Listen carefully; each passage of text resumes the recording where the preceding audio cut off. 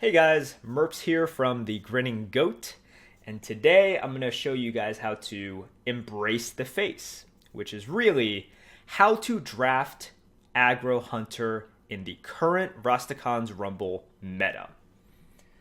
Let's begin. First question you might ask is, Merps, why would I play Hunter? Well, right now it's doing quite well. As of this recording, which is late Friday night, December 8th, Hunter is number 3 in terms of win rate. And that is very, very good for Hunter because the general public typically does not do very well with Hunter. So that means they're getting good cards and they have a very good spot in the meta right now. And you should take advantage of that.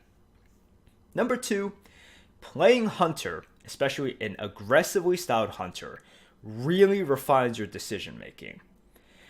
Essentially, if we are trying to truncate the game, if we are saying we want the game to functionally be over by turn 5 and actually be over by turn 7, then each decision that you make matters a ton. I'm not saying that decisions don't matter in control, but whenever you have 15 or 20 turns in a control battle, sometimes you have turns that don't matter as much because the next AoE that you play will just clean everything up. But every single decision making for an aggro deck is magnified. It's much more important. So it's a good opportunity for you to really dig in and really do a proper risk analysis for every single turn. Number 3, it helps you understand the draft better because it's much easier for you as a control player to just follow Tierlist and kind of default and fall into a control deck. In order to draft an aggro hunter effectively, you really need to do some things you might be uncomfortable with. You might have to significantly go down in value. You really have to evaluate where you are in the draft at that moment.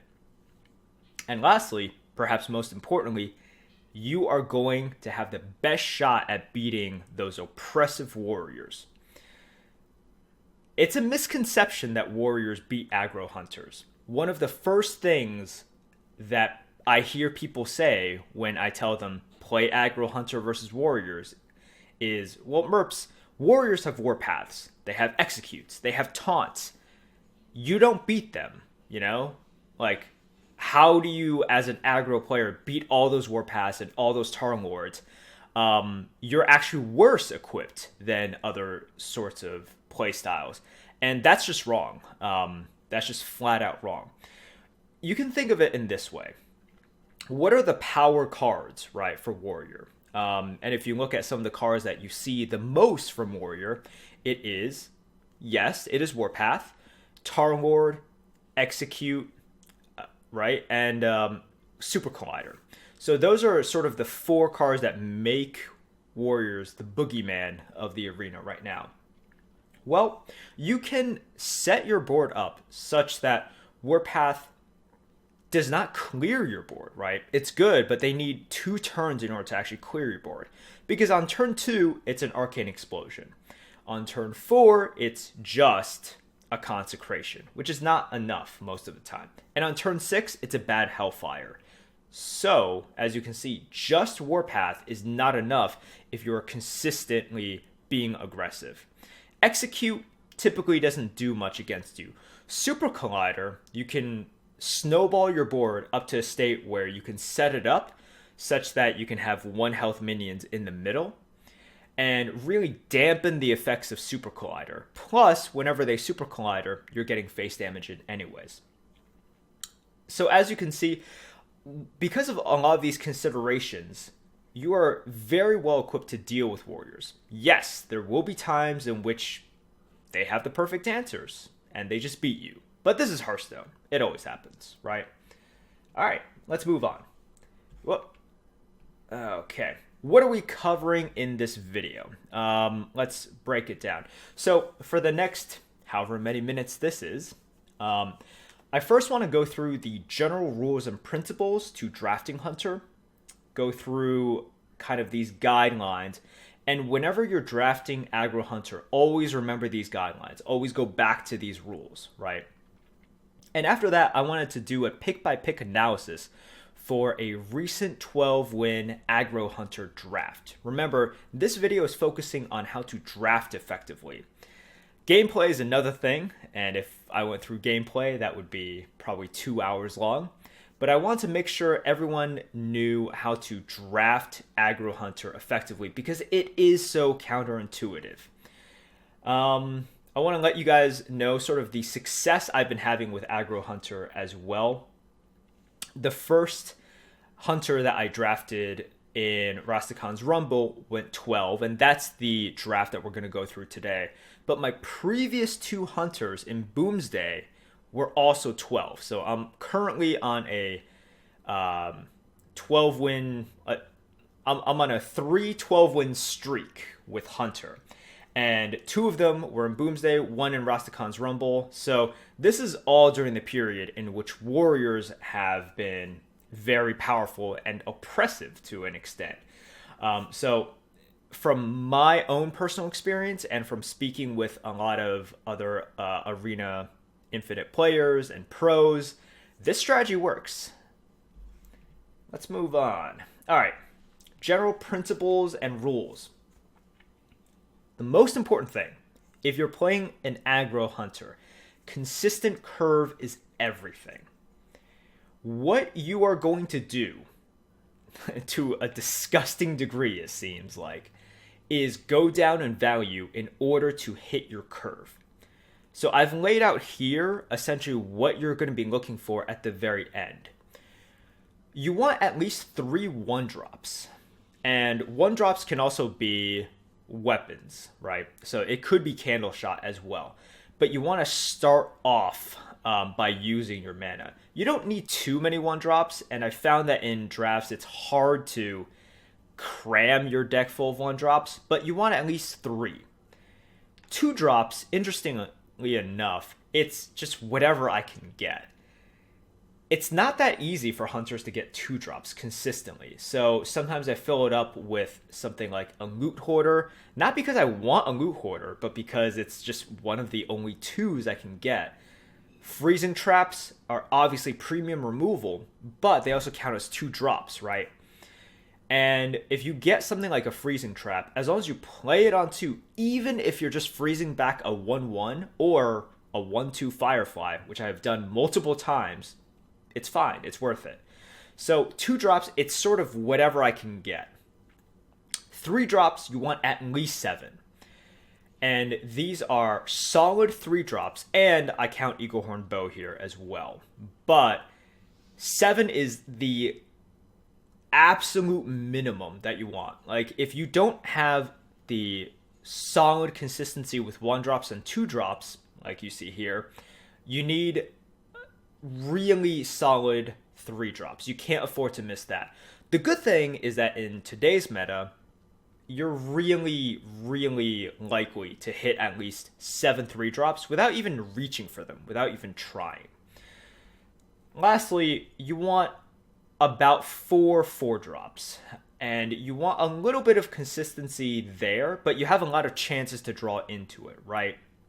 So I would say at least 4 4-drops. Now, you notice I don't list anything past that, and I'll go into that in a little bit. The next few rules deal with what you don't want to do, and I'll go through a couple of examples here as well. So first of all, high mana cards or traps, do not take them. Now, I think it's pretty obvious that some of you guys will think, well, Merps, obviously. Look, if I get a giant Mastodon, I will not take it, right? That's fairly obvious. But there are some big minions that I think people still consider suitable for an aggro hunter that are never picks. I think a great example is Violet Worm. Violet Worm is a valuable card, you know, it's a staple for the arena nowadays, but it is a never pick for me. If I were to choose between a 1 mana 1/1 or a Violet Worm, it's the 1 mana 1/1 every time. I'm not even kidding about this. Violent Worm is a card, if you are drafting Aggro Hunter, you can never pick it. Like, it is a dead card, so do not pick it. Because once again, you're all about curve consistency. And any single card in which it can go into your hand and you might not be able to use it for a certain amount of turns, it's so sort of dangerous for it's so hazardous to your win condition that you just cannot risk taking these cards. Next, card draws are traps. Do not take them. You don't want card draw. It's that simple. Once again, people know not to take something like Gnomish Inventor, right? Understated 4-drop, draws you a card, bad. But I think some people look at cards like a Cult Master and say, wait, I'm going to be on the board anyways. I can reap the benefits and draw more cards. In an aggro style, this does not work because not only are you converting your damage into sort of, card advantage, which is not what you want. Whenever you convert your minions into more cards, your cards on average are smaller and weaker than your opponent's cards. So by doing this, you're just losing slower, right? So something like a Cult Master is not great. And even some cards which might be very premium in more mid-rangey hunters, like Cyber Tech Chip. We have it ranked very high, but if you're drafting Aggro Hunter, it's basically a never pick. Third, poison minions are traps. Do not take them. Gastropod is kind of the one exception here, just because it's a 2, and as we stated before, 2s are pretty hard to find.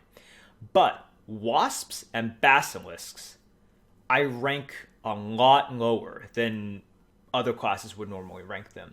Because what happens when you have these out there? You are heavily incentivized to trade and heavily sort of punished for going face, right? Because their bodies are really weak.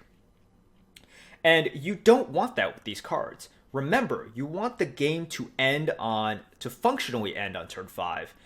So what that happens is every single turn that you put down minions, you need to have the threat of going face. You need to have the ability to go face. And any minion that really hard forces you to deal with the board takes away from your win condition. Now, remember on the last page, I did not list any 5-mana cards, right? There's a good reason for that. There is a very, very hard gap between 4-mana and 5-mana cards. It is perfectly acceptable for you to have 0 5-mana cards. That's fine if your deck went that way. It's going to be very hard, but I would say there are basically only 3 5-mana cards that I would consider to be good for this style. Number 1 is Fungalmancer. Fungalmancer is the sort of 5-mana card that you want because it makes your minions harder to remove and you push 4 damage immediately, most of the time. Number 2, Bittertide Hydra, right? If you're going to get a 5-mana card, you might as well get a severely overstated one that is offensively oriented. So Bittertide Hydra is 2. Number 3, one of the new cards, Mashog Announcer. You want the Announcer just because, number 1, it's offensively statted, and number 2, it can create a lot of situations with your opponent in which they try to attack into it, they hit your face instead, or they hit another minion, and you get a free 6 damage swing to the face, right? I would say these are the 3 that really, really you try to target. Some stuff like Tiger is good as well, right? And we can go through a few that are okay.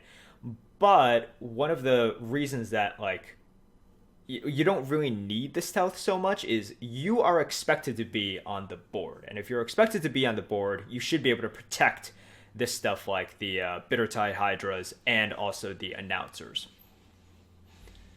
Lastly, beware of too much removal, right? You never want to be the aggro hunter in which you have too many situational cards in hand that you can't play. That sucks. And when I say too much removal, some people immediately think it's like, oh, okay, so I don't want like 12 removals or spells in my deck. And that's definitely true. But I think the number, the sweet spot, is a lot lower than people think it is. As you see in the deck that I draft, I basically only have like 3 to 4 removals. And that's really where the sweet spot is. You don't want more than 5 removals, like big or small removals. Once again, consistency. Your strength is every single game, what you're going to do is always draw into the curve, and you're always going to be able to go on the offensive. So you want to lessen the chances that you have of drawing these awkward removals that turn after turn after turn you might not be able to use, right? So you having 1 removal in your hand at all times is good. You having 2 immediately presents a problem because you're probably not doing 2 removals in a turn. And that other removal could be a card that you put out in order to deal face damage. So these are general rules and principles, right? Before we add consistent curve, and then don't take high mana cards, don't take card draws. It's going to be tough to take poisonous minions. I'm not saying never take them, but definitely lower them a lot on your personal tier list for all poisonous minions. And this includes Wasp, Basilisk, which are 2 premium minions, right? Also stuff like Carrion Drake, that thing, 5 mana for 3 attack. It can get poisonous, but really what's it doing, right? And yeah, do not think that you have to fill out the 5 mana slot. Do it if it's advantageous for you.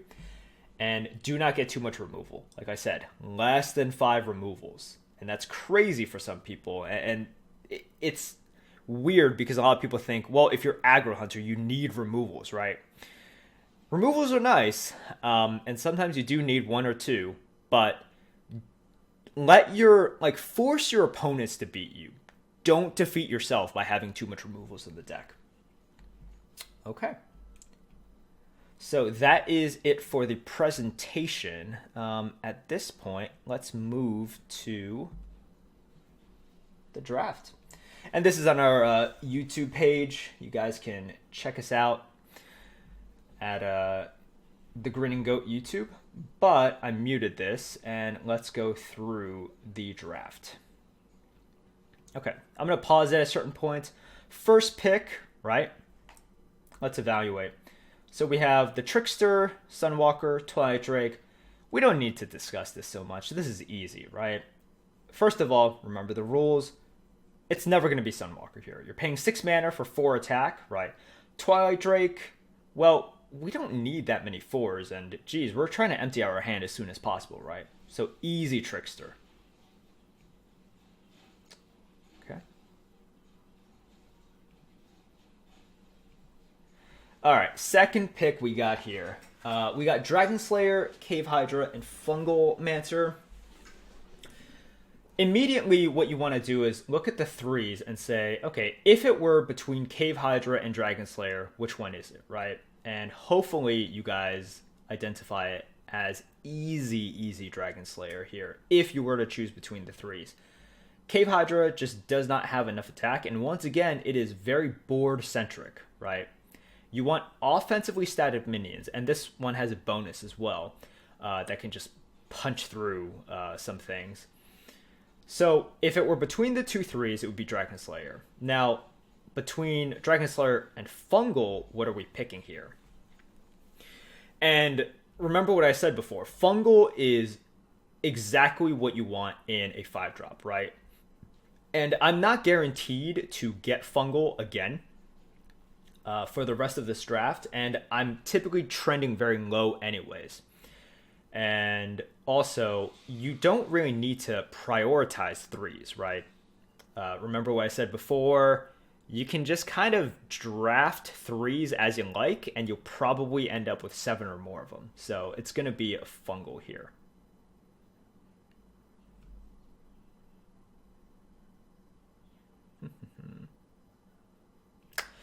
Oh, this pick. I remember. I took a long time on this pick just because number one, I had a lot of tacos in my mouth during this time.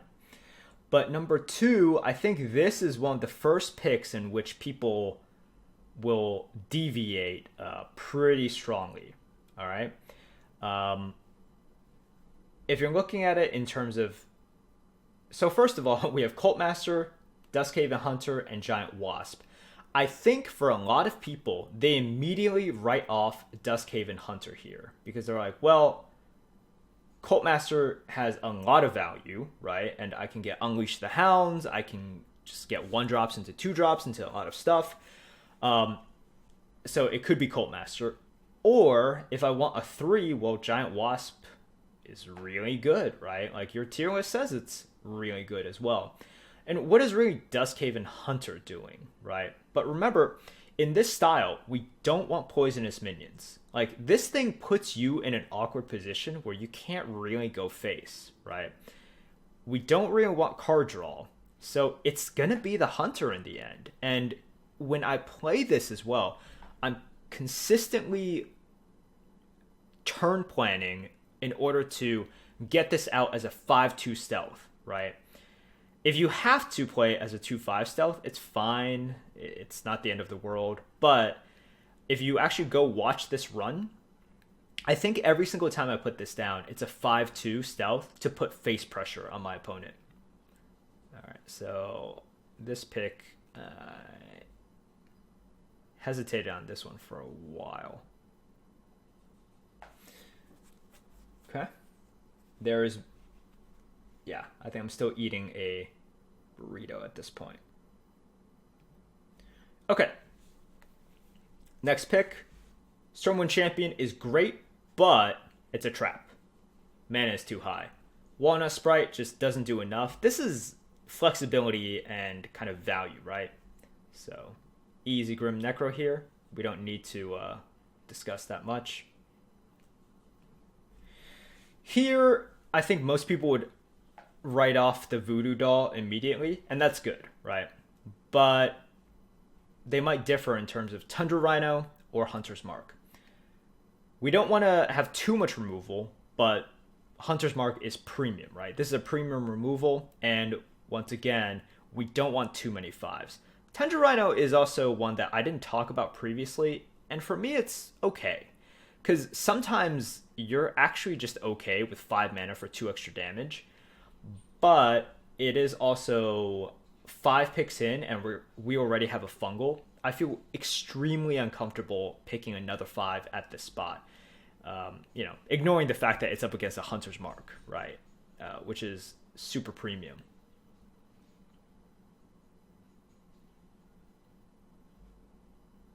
Okay. Let's stop here. And we see a good 3-drop that we could probably protect. Silver Moon, which is actually pretty good for our aggro playstyle as well. But we have no 2s. And remember what I said. If you can fill in your 2s by reaching a little, by just kind of, filling out the 2 slot here or there, you take it. And this is the perfect example. So we're going to take the Loot Hoarder just because it's something to do with 2 mana.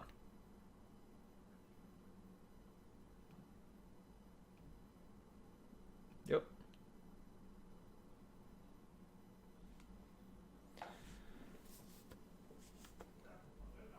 Sorry guys, just gonna wait for this video. Alright, here, look, we don't have to talk about this that much. You see a Headhunter's Hatchet, you take a Headhunter's Hatchet.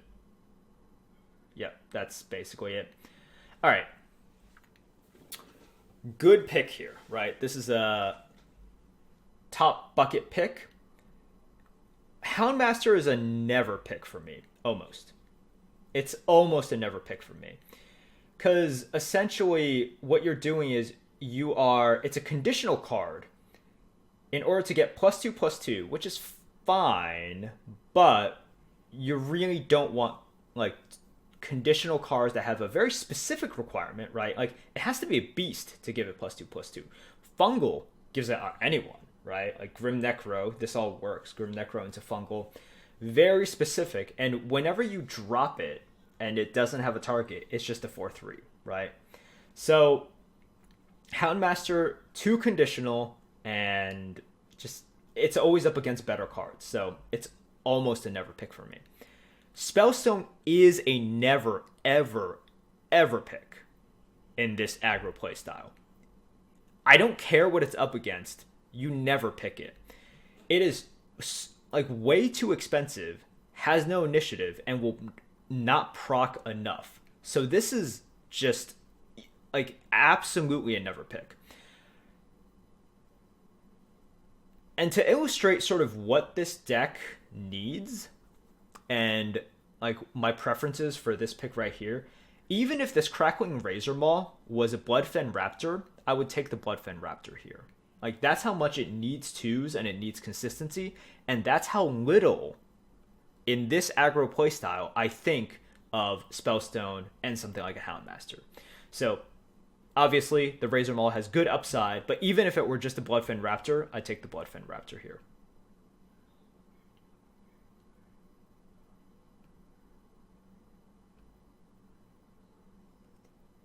All right, so next pick here. This is an interesting one, and I thought about this for a decent amount of time. Once again, I can see people taking any of these cards, right? We have a Spring Paw, which is a nice 1-drop, and remember we want 3 1-drops. And this creates another 1-drop as well, right? To give you some flexibility. Kill Command is good reach, can go face. Venomizer is a 2, right? And this is a pretty decent 2, and we could always use 2s to just fill in, right?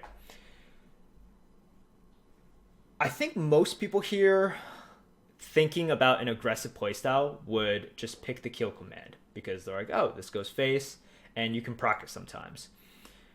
We, in the end, go with the Spring Paw just because you want to make sure that you don't have too much removal, right? And yeah, it's kind of crazy because we don't have like a Kill Command yet. We don't have that much removal, but this is how much you should fear about having too much situational cards in hand and not enough minions, right? It's like Spring Paw lets you start the snowball, and it's a minion that you can just put down and immediately start to apply pressure with, or it's just a little bit of a cleanup, right? So once again, even though you don't have that much removal, you are still afraid of too much removal, and you have an option for a good 1-drop here. So we're going to take that. And yeah, you can see, right? This is something in which I think most people would immediately take the Kill Command.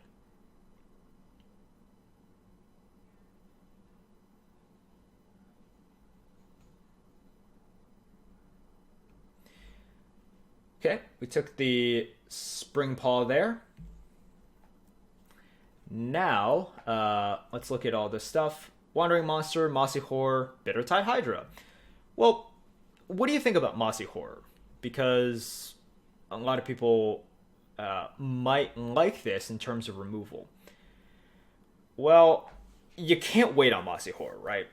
You can't wait on it in the early turns where it's literally unplayable in turn 3, 4, 5, etc. When it reaches turn 6, are you going to have the perfect opportunity for it? Probably not. It can remove a couple of things, maybe. But even after removing it, you're paying 6 mana to just get 2 attack.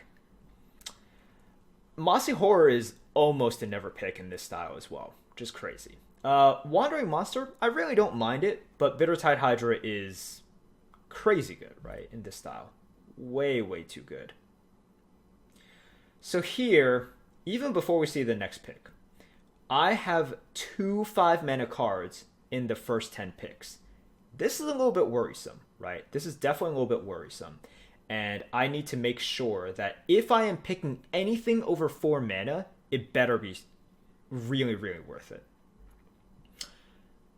All right, next pick. Look, I already talked about how Violent Worm is a trap. Never pick. It's a never pick. This is too slow in tempo, so it's an easy Egg Napper. This is also interesting here. I think most people would look at this and say, okay, well, it's probably not the Ironfur Grizzly. It's just not what we need. It's either Arcane Shot or Acro's Veteran. Once again, the Arcane Shot is more situational than the Veteran, right? The Veteran, you can just put out as a body on turn 1, right? Like, you can never play Arcane Shot on turn... Well, you can Dentist them, but please don't. You can't play this on turn 1. You can always play this on turn 1. And this... Like, Arcane Shot is either going to just go for lethal, or it solves problems for you, right? But you don't want too many problem solvers. Like, we are trying to push the issue here. So Acro's Veteran is by far the better pick for this style. Okay. All right. So what do we have here? We have Wasp. Remember what I said about Wasp? The Coppertail Imposter and the Former Champ. And Former Champ is actually kind of okay, but too many 5s, right? Not enough 4s right now. So I think we just go for the solid 4. All right. Pretty crappy pick, right? This is not what we want. We do not want stuff that's this expensive. And now I'm a little bit worried about where the deck is going, because I'm forced to pick either a 4 or a 5. But general rule, kind of a crappy 4 is better than a mediocre 5, right? Like, Sludge has that extra bonus of destroying weapon, but between these two, I'm always picking the Worm, and it's also Beast, right? All right. Once again, I think you guys know I'm not picking the Sludge here, so it's between the Hoarding Dragon and the Explosive Trap. I was a little bit tempted with the Explosive Trap here as well, but even though I don't want to take another 4 here, it's an aggressively statted 4 that I think we can protect and get some face damage with. So let's go with the Hoarding Dragon. All right, Charged Devilsaur, Nesting Rock, Frost Rider. It's not a great deck for Frost Rider because I think I'm going to freeze a decent amount of stuff. But at the same time, Charged Devilsaur, can't take it. It basically, like, this is a dead card. Nesting Rock, we already have too many 5s for now, so Frost Rider is just fine.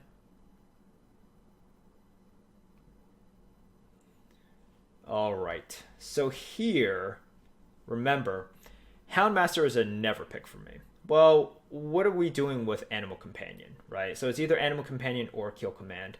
Do we need 3s? We don't really need 3 drops. Like I said, we haven't really been targeting 3 drops. It's pick 16, and we already have 4 3 drops, right? So we're well on target. Now is kind of a decent place to pick Kill Command now, right? Like, we've picked a lot of solid minions, and we're, a little bit behind on removal. I'm like, all right, this is good. Let's pick up removal here now. Okay, no explanation needed. You know you can't draft these, so it's just the tracking.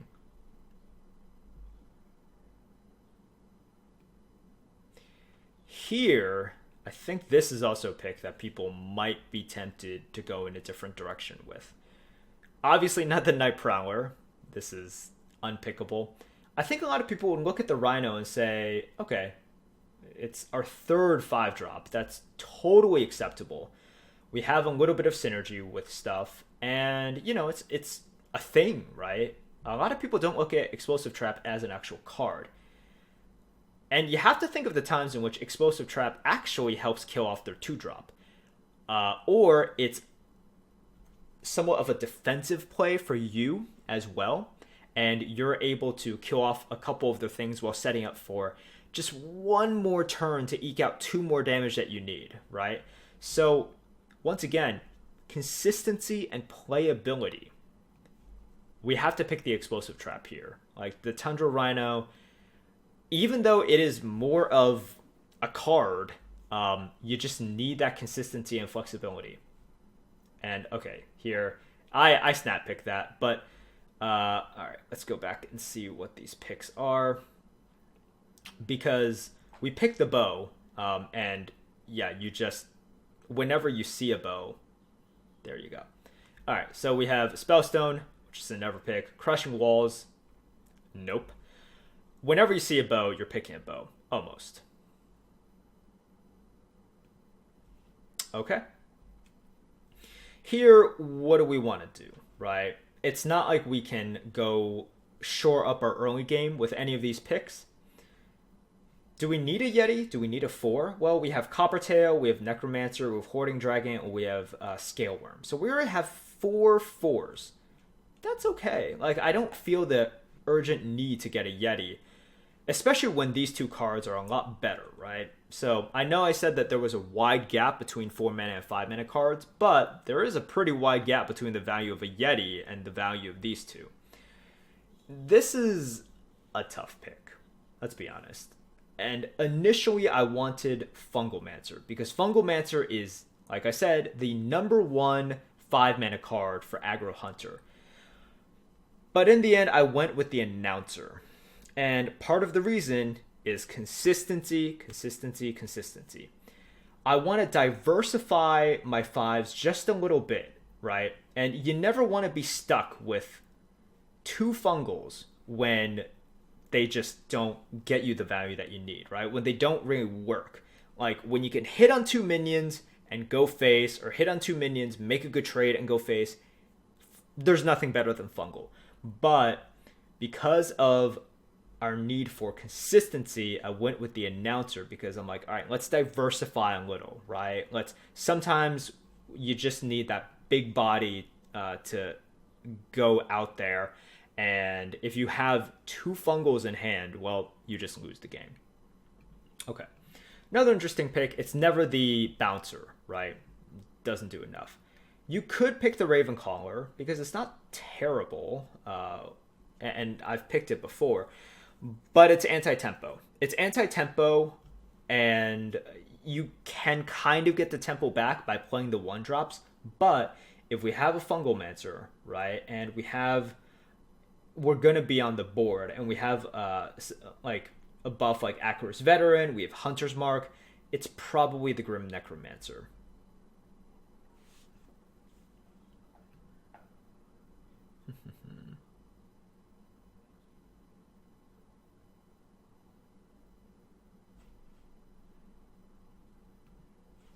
Okay. Legendary pick, we have Boommaster Flark, just understated. And yeah, we have the Goblin Bombs, but the only way we can really activate them is Fungal, Accuracy Veteran, and we can't activate all of them, right? It's not like we have a Raid Leader or even a Direwolf to activate all of them. So, too slow, not going to happen. Arthas, Death Knight cards are great, but man, you're giving up so much stats. Let's just take a Yeti, right? Take a Yeti, and Grifta can find you some pretty decent cards as well. And if you watch the run, there's a pretty sick Grifta play. Anyways, next pick. I can't have my hand clogged up. Obviously not the Bulldozer, but I also can't pick another 4-mana card. It's definitely going to be the Tracking here. Okay. Once again, we have some 2s, we have a 3. We don't need to grab for 3s. Just going to go with the Yeti, you know? Or not the Yeti, the Bloodfin Raptor. All right. If you're looking at this and you're just like, Merps, wow, that's fantastic. You got another Fungalmancer, right? You only have 3 5s right now. You are curving out. Fungal would be perfect. It's not the Fungal here. If you pick the Fungal here, you're still increasing the chances that you do not curve out. You're going to go down in value quite a bit to be as consistent as possible. And it's kind of crazy because I think some people would snap pick the Fungalmancer here. But at this point, you are still afraid of kind of having too many cards in hand that are awkward, that you can't play. Oh, okay, let's go back a little bit. So yeah, you're going to go the Death Speaker, and that'll probably get you some value as well, right? If we're on the board, you can Death Speaker, and if you're forced to trade, do it. Here, I don't need 3s, right? Kaboom Bot is just bad for face damage. Senjin, I've already got enough 4s as well. So we can take the Grievous Bite. It's a small removal, and maybe it's something we could actually use on turn 2 as well. Look, Secret Plan, we're not paying 3 mana for secrets. That's just not typically what you want to do. Piloted Reaper, this is not going to happen. Plus, it's understated. Spring Rocket, hey, sometimes you want to pay 3 mana for 2 face damage as well, right? Helps clean up the board, and it can go face. Definitely the Spring Rocket. All right. Once again, you guys will see, I do not like drafting Tundra Rhino. It's the Harvest Golem there, and the 2, you could think about it for a sec, but it's just not strong enough. Like, I can't have the, I can't really have the 1 attack. So I'll take the stickiness of the Harvest Golem over the 2s. And this is why I said for 2s, you don't want to overreach for them. It's sort of whatever you can get, right? Now, once again, next pick, Never Sunwalker. Hey, Bittertide. Pretty good, right? You passed up on a fungal. Are you passing up on this Bittertide? Yes, I am. Yes, I am. Consistency. You should have a fear of having too many cards, essentially, like too many cards that are unplayable in the early turns. And if that happens, you probably lose. So when I'm kind of narrating this right now, it almost feels super paranoid. I'm like, no. Like, we can't pick these anymore. But it works. And with all of these sacrifices that you end up making, you will reap the benefits by always having something to play, right? And sometimes you're like, well, it's turn 6. I can't cobble together 6 mana. It's like, no. By turn 6, you're playing 4 mana's worth of stuff, and you're hero powering. So don't worry about that. So yeah, here we pass up a Bittertide Hydra in order to take the Trickster. I'm pretty sure, anyways. There'll be egg on my face if we actually take the Hydra, but I don't think we take the Hydra here. I'm pretty sure I went and took the Trickster.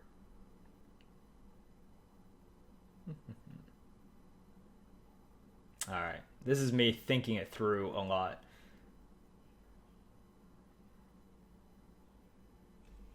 This is the last pick, guys. So this is me in the think tank. There we go. Cool.